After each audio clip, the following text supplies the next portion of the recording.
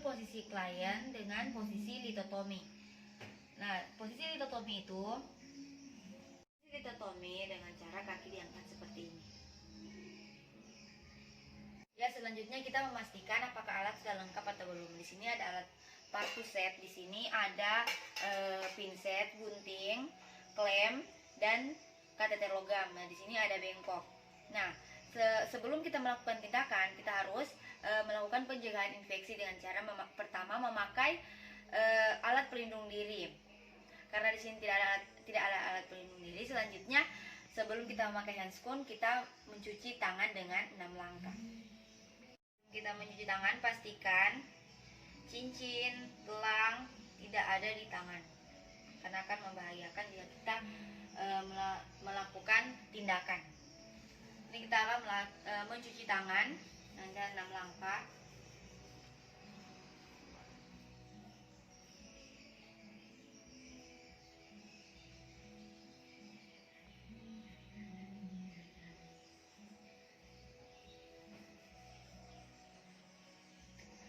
Setelah kita mencuci tangan, kita memakai handscoon.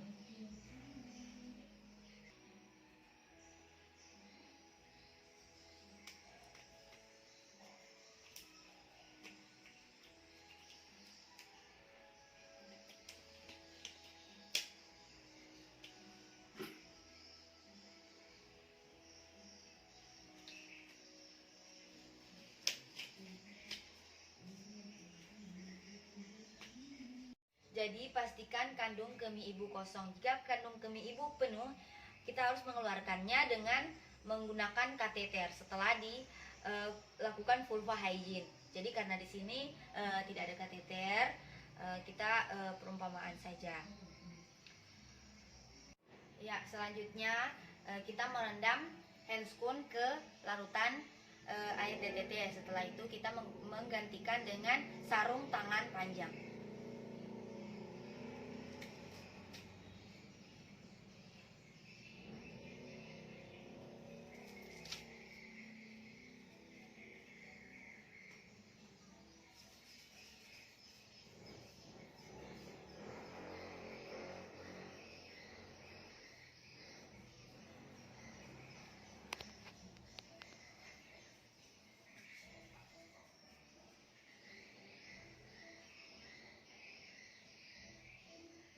Kita menggantikan dengan sarung tangan panjang.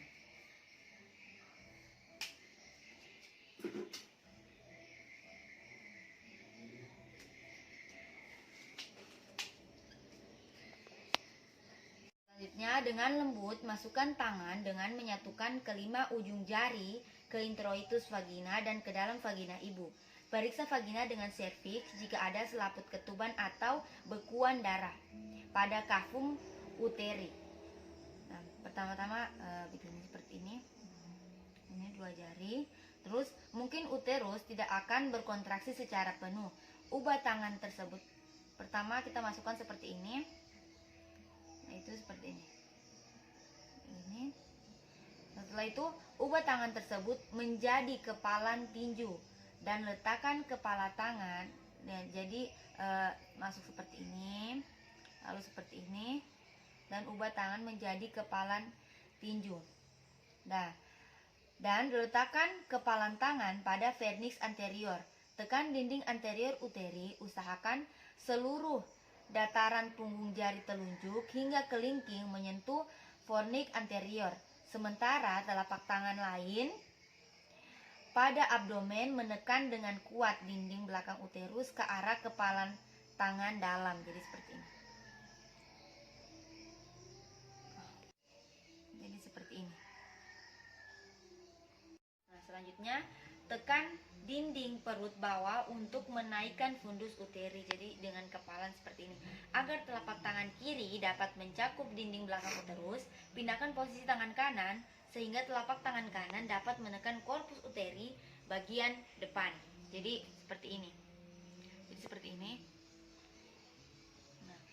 Nah, setelah itu tekan korpus uteri dengan jalan mendekatkan telapak tangan kiri dan tangan kanan dan perhatikan perdarahan yang terjadi. Jadi mendekatkan seperti ini caranya. tekan fundus bagian bawah ini, dan kita lihat perdarahan yang terjadi. Selanjutnya, jadi kita sebagai penolong harus berada di sisi kanan pasien, dan juga usahakan tempat tidur pasien itu sejajar dengan pinggul kita agar kita bisa mudah untuk menjangkau apa yang akan kita tindakan yang kita lakukan. Nah, setelah itu tungkai diletakkan pada dasar yang rata. Nah, jadi tidak menggunakan penopang kaki, dengan sedikit fleksi dan artikulasio.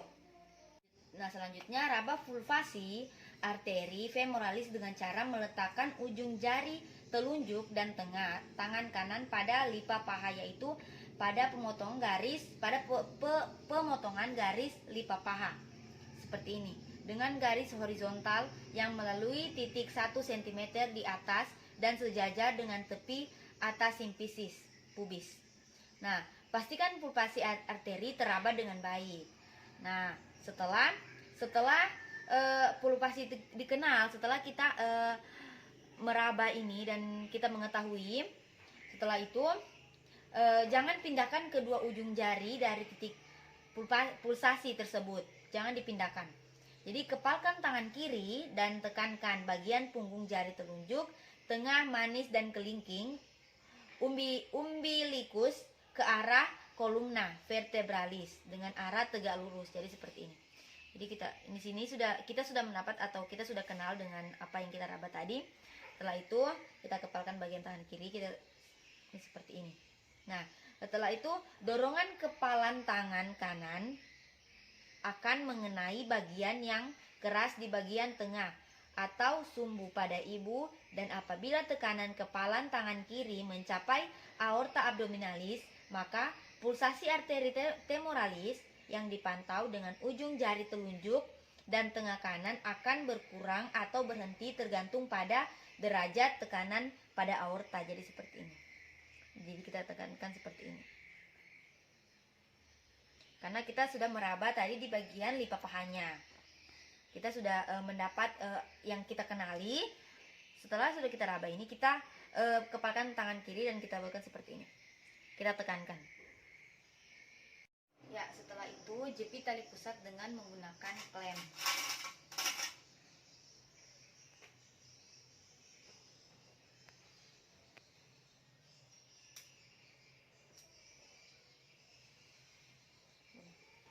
Nah, setelah itu masukkan tangan dalam posisi obstetri dengan menelusuri tali pusat dan gerakan tangan sebelah dalam menelusuri tali pusat hingga masuk ke dalam kafum uteri.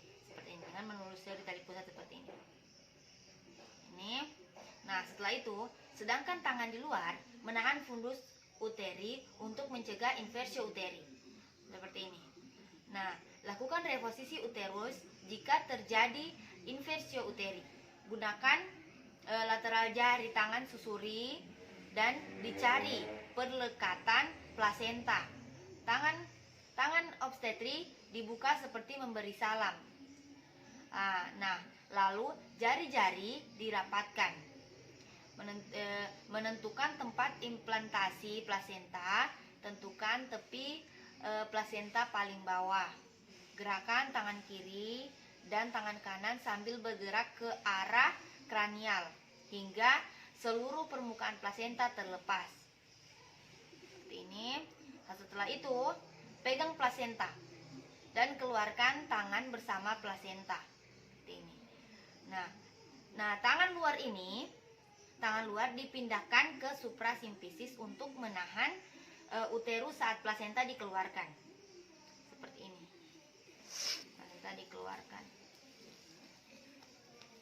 Nah, setelah itu lakukan eksplorasi untuk memastikan tidak ada selaput yang tertinggal. Jadi jika ada kapas, kita menggunakan kapas untuk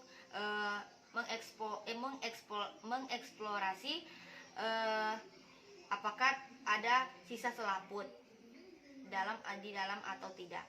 Nah, setelah itu kita dibengkok kapasnya jika ada kapas. Nah, setelah itu periksa plasenta apakah sudah lengkap atau belum, apakah katiledonnya sudah lengkap atau belum. Nah, setelah itu lakukan eksplorasi dalam cavum uteri. Setelah itu kita angkat plasentanya, kita simpan ke tempat